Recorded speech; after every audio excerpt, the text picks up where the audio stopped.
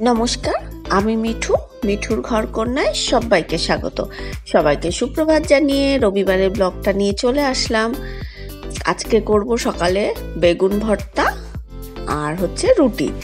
সকালবেলা উঠে চাটা খেয়ে নিয়ে দুটো বেগুন পুড়িয়ে নিলাম আর একটা টমেটো পুড়িয়ে নিলাম। দেখো বেগুন পোড়ালে গ্যাসের অবস্থা কি হয়, মানে আবার নতুন করে সব মুছে পরিষ্কার করতে হয়। এরপর কড়ায় সর্ষের তেল গরম করে কাঁচা লঙ্কা কুচি, পেঁয়াজ কুচি দিয়ে বেগুন পোড়া টমেটো পোড়াটা খুব ভালো করে হাতে মেখে দিয়ে দিলাম। তারপরে বেশ কিছুক্ষণ ভাজার পরে মাঝখানে একটা ডিম দিয়ে আমি ঘাঁটতে থাকি। এই রেসিপিটা না আমি টিভিতে দেখেছিলাম। আর রসুনও দেওয়া যায়, কিন্তু আজকে আমি রসুন দিইনি। এরপর আগে বেগুন ভর্তাটা করে ডান দিকের ওভেনে সরিয়ে রেখে আবার গ্যাসটাকে মুছলাম, কারণ ডিম আছে, পেঁয়াজ আছে। ভালো করে পরিষ্কার করে মুছে টুছে তারপর রুটি করে আগে ওর বাবাকে দুটো দিয়ে দিলাম। বলি না, ভদ্রলোক বসে থাকেন খাওয়ার জন্য। আর ছেলে সবে উঠলো। আজকে তাড়াতাড়ি হয়ে গেছে, মোটামুটি 8:40-এর মধ্যে আমার রুটি বেগুন পোড়া সব হয়ে গেছে। হয়ে ওর বাবাকে দিয়ে আমিও বিছানা টিছানা সব ভালো করে ছেলের বিছানাটা তুলে আমিও খেয়ে একটুখানি বেরোলাম। একটু বাজারে যাব, আর আগে যাব দীপালির বাড়ি। ও আমার কাছে অনেক দিন টাকা চেয়েছিল, খুচরো টাকা। বান্ডিল নেয় তো, মানে বান্ডিল যদি বলি না, আমার ঘর ভর্তি থাকে, তবু আমি সে দিয়ে কুলাতে পারবো না। তা ও বলেছিল 10-এর বান্ডিল, 20-র বান্ডিল আর 50-এর বান্ডিল দেবে মিঠুদি। এবার একদিন গেছিল ওর ছেলেকে খেলতে নিয়ে গিয়ে, সন্ধ্যাবেলা গেছিল, বৃহস্পতিবার ছিল। তা আমি বললাম বৃহস্পতিবার সন্ধ্যাবেলায় নেবা, আমি পরে গিয়ে দিয়ে আসবো। তারপরে দুদিন পূর্ণিমা ছিল, তা আজকে তো বাজারে যাচ্ছি, আমি ওকে গিয়ে দিয়ে আসলাম টাকাটা। আর ওদের ফ্ল্যাটে না আমার গুলিয়ে যায় কোন ফ্লোরে, ওই গিয়ে খেয়াল রাখি ও দরজার মাথায় ধানের শীষ আছে, ওটাই আমি মানে চিনতে পারি। এরপর টাকা দিয়ে আমি দাঁড়াইনি, সঙ্গে সঙ্গে চলে এসেছি। এসে আগে বাজারে যাব, একটু আলু, পেঁয়াজ আর রসুন নেব। এবার যে কাকুর কাছ থেকে নিই আর কি, বাড়ির উপর তো এক কাকু দেয়, আবার যখন বাজারে যাই এই কাকুর কাছ থেকেও নিই। বুড়ো মানুষ নিয়ে বসে, তার এনার ব্যবহারও খুব ভালো। এবার সবে আর কি জিনিসপত্রগুলো ঢালছিল, তা কিছুক্ষণ দাঁড়ালাম। দাঁড়িয়ে উনি ঢালার পরে আলু নিলাম, পেঁয়াজ নিলাম, রসুন নিলাম।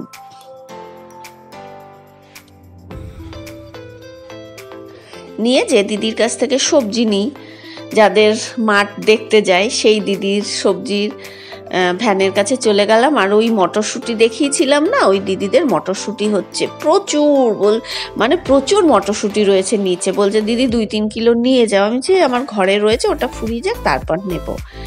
এরপর আর সকালবেলা আসলে না টাটকা সবজি দেখলে লোভ সামলানো যায় না, মনে হয় পুরো বাজার উঠিয়ে নিই।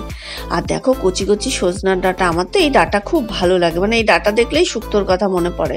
সবই নিলাম, মিষ্টি আলু নিলাম, কাঁচকলা নিলাম, ডাঁটা নিলাম, উচ্ছে নিলাম, বিনস নিলাম, আরও কি কি যেন নিয়েছি ভুলে গেছি, শাকালু নিয়েছি, যা যা দরকার। আর ফ্রিজে এখনো কিছু সবজি আছে। তারপর পাশেই একটা ফলের দোকান থেকে আঙুর নিলাম আর কমলা লেবু নিলাম। এবার ওই দিদির ছেলে এর আগের দিন মাঠে বেড়াতে নিয়ে গেছিল না, কিছু কিনে দিই।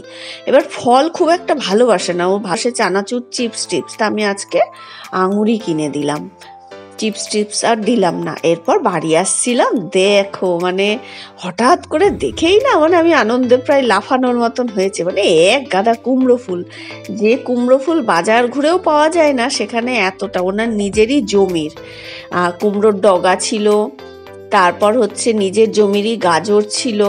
কুমড়ো ফুল দেখে কুমড়ো ফুলটা হাতে করে নিয়ে আসলাম। ব্যাগে না দুটো ব্যাগ ঠাসা ছিল, জায়গা ছিল না। এরপর ঘরে এসে ব্যাগ রাখতে রাখতে আমার হাজব্যান্ডের কাছে ফোন আসে। ও বললাম না একটা গালার মপ রিফিল আর স্টিকটা অর্ডার করেছিল, কদিন আমার খুব কষ্ট হচ্ছে, হাতে মুছতে হচ্ছে বলে, সেইটাই ডেলিভারি দিয়ে দিল। দেখা যাক এইটা আবার কদিন যায়। নিচ্ছি আর এটা নষ্ট হচ্ছে কেন জানি না বাবা। সবারই থাকে, যে এই দোকান থেকে কিনেছি, রঙের দোকান থেকে, ওই দাদা বলে যে বৌদি আপনার আগে আমাদের নষ্ট হচ্ছে না, রত্নাদি বলে আমার নষ্ট হচ্ছে না, জানি না গো কেন আমার নষ্ট হচ্ছে। এরপর বাড়ি এসে শুক্তোর জন্য সব সবজি কেটে নিলাম। আগে উচ্ছে বড়িটা ভাজলাম, তারপরে কাঁচকলা, বেগুন, মিষ্টি আলু এগুলো ভেজে নিলাম। নিয়ে একটু রাঁধুনি বাটা দিই, আদা বাটা দিই, লাস্টে একটু দুধ, সামান্য একটু ঘি দিই। আমি শুক্তো করব। 3টে তেলাপিয়া মাছ আছে, সেটাকে ঝাল করব, আর হচ্ছে চিকেনটা বানাবো। আজকে মাছটা খাবো না, কারণ কালকে ছেলের পরীক্ষা আছে, তো মাছটাকে রেখে দেবো, আর শুক্তো থাকবে। পরীক্ষা দিতে যাওয়ার দিন না রান্না করলে দেরি হয়ে যায়। এরপর কুমড়ো ফুল দেখেই তো কতদিন খাইনি, বহু বছর বললেও মনে হয় ঠিক হবে। আমি কি করলাম, 6টা ফুল ভাজা করে নিলাম। আজকে পুজোটা ওর বাবাই করলো, কারণ আমি চুলটা পুরো ভেজালাম না। আমি এক জায়গায় যাব, কালকে সঙ্গীতা এসেছিল নারায়ণ পুজোতে, যে বলেছিলাম আসো প্রসাদ নিয়ে যাও। ও এসে বলছে ওর এক বান্ধবীর বাড়ি আজকে আর কি, বৈষ্ণবতে দীক্ষিত, ওখানে ভাগবত পাঠ আছে, ওখানে ভোগ টোগ আছে। বলছে মিঠু যাবে, আমাকে বারবার যেতে বলেছে, আমি একা যাবো। আমি বলছি হ্যাঁ চলো, ঠাকুরের নামে আমার কোনো লজ্জা নেই, কিছু নেই। এবার সঙ্গীতা আর আমি যাব। আমি একটা তসর আর কি, জরিপার তসর পরে নিলাম। পরে কালকে যে শাড়িটা পরেছিলাম সেই শাড়িটা মেলে দিলাম। জামা কাপড় আগেই কেচে মেলে দিয়েছিলাম, কিন্তু শাড়িটা হাতে ইজিতে ধুয়ে মেললাম। আমার না শাড়ি ধোয়ার বাতিক, জানো তো। আরও ধুই কেন বলো তো, পুজো করে তো খেয়েছিলাম ওই শাড়ি পরে, এবার ধুয়ে শুকিয়ে রাখলে না আবার একদিন পুজোয় পরতে পারবো। এরপর আমি দাঁড়িয়েছিলাম মোড়ের মাথায়, ওই একটা পাগল না কী সব বিড়বিড় করে বলছিল। তারপর যখন সঙ্গীতা আসলো, বলছে ও তো পুরো টোলে রয়েছে। আমি জানো, আমার তো মনে হচ্ছিল গিয়ে জুতোর বাড়ি টাড়ি দিয়ে আসি, উল্টোপাল্টা কথা বলছিল। বলছে ও পুরো খেয়ে তাল মাতাল ছিল। এরপর আমি আর সঙ্গীতা টোটো করে গেলাম, ওখানে গিয়ে প্রসাদ খেলাম। অনেক কিছু ছিল জানো তো, লুচি, কাবলি চানা, ভেজ ডাল, ভাতের সঙ্গে ইঁচড়, নিরামিষ, পনির, পায়েস, মিষ্টি। এবার অন্য লোকের বাড়ি তো, আমার তো জানাশোনা না, আমি না ছবি টবি কিছু তুলিনি। আমরা খেয়ে দিয়ে চলে আসলাম। এবার আসার পথে দেখি আমার ছেলে এই মোড়ের মাথা দাঁড়িয়ে রয়েছে, কারণ পাশেই কুকুরে বাচ্চা দিয়েছে, আর ওই কুকুরের বাচ্চার পাশে ও ঘুরঘুর করে, ও এত ভালোবাসে। আমি এবার বারণ করলেও না শোনে না। তারপরে এসে দেখি, আমি দেখেছিলাম আগে যাওয়ার আগে যে আমার হাজব্যান্ড চুল কাটতে গেছিলো, চুল কেটে আসার সময় দেখলাম এই জায়গাটা পরিষ্কার করলো পুরো। দেখো আমরা কি করে, পাশের বাড়িতে যখন ঘাস পরিষ্কার করে একটা কাকু আসে, ওনাকে দিয়েও করায়, 100 টাকা নেয়। আবার ওর বাবাও মাঝে মাঝে করে। এবার বলছি না, পরিষ্কার করার বেলায় কিন্তু আমরা পয়সা দিয়ে করব, শরীর দিয়ে করব, অধিকার ফলানোর বেলায় তখন সবাই আছে, কেউ কিচ্ছু করবে না, অধিকার দেখাবে, আর পরিষ্কার করে মরবো আমরা। আমি ওই জন্য ভেবেছিলাম পরিষ্কার টরিষ্কার কিছুই করব না, লোক দিয়েও করাবো না। তারপরে দেখে ওর বাবাই করে দিল। তারপর বাড়িতে এসে কাপড়টা চেঞ্জ করে, জামা কাপড়গুলো কাচাগুলো শুকিয়ে গেছে, তুলে নিয়ে রেডি হয়ে আবার যাচ্ছি কাঁচরাপাড়ায় হঠাৎ করে, কারণ পর্দার দরকার। নতুন ঘরটাতে না পর্দা নেই, তো ওর বাবা বললো চলো, আর আমাদের এই রবিবার ছাড়া হবে না। তা ওর বাবাকে যেই বললাম আমি যাবে পর্দায়, বলছে চলো। তার সঙ্গে সঙ্গে জামা কাপড় চেঞ্জ করে আমি একটা সোয়েটার পরে কান টান ঢেকে নিলাম, কারণ আমার ভীষণ ঠান্ডা লাগে, হাওয়াটা লাগলেই না আমার গলা বসে যায়। এরপর স্কুটি করে যাচ্ছি, আর ভালো লাগে জানো তো, এই সন্ধ্যের আগ দিয়ে না বেশ বিকালবেলাটায় এরকম রাস্তা ধরে যেতে যেতে। এবার একটা জায়গা ছিল পলাশ ফুল ফুটেছিল, কি ভালো লাগছিল, গাছটা পুরো লাল। তারপরে চলে আসলাম কাঁচরাপাড়া, যে দোকান থেকে আমাদের পুরনো ফ্ল্যাটের পর্দাগুলো রয়েছে, সেই একই দোকান থেকে। জানো তো, একটু ভালো জিনিস কিনলে না সত্যি কথা বহুদিন যায়। আমার ঘরের পর্দাটা কত বছরের পুরনো জানো, 2012 সালের। দেখলে বুঝতে পারবে, এত বছর আগের, মানে এখনো ভালো রয়েছে। ওটাও ভালোই দাম নিয়েছিল।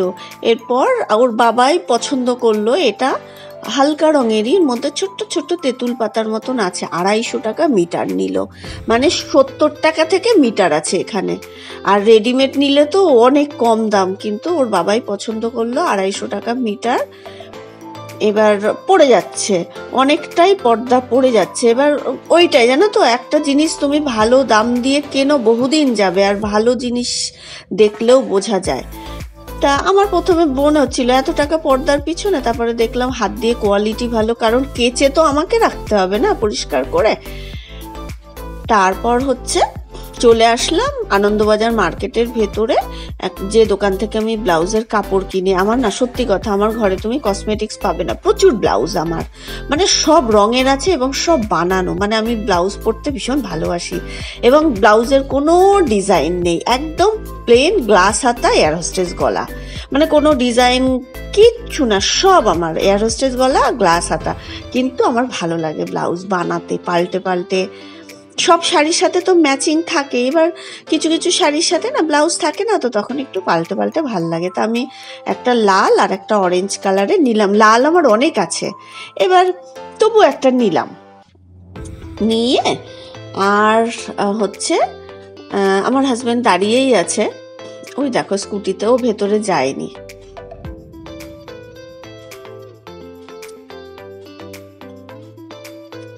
এই কাঁচরাপাড়া বিকালের দিকটা আসলে না একেবারে জমজম করে।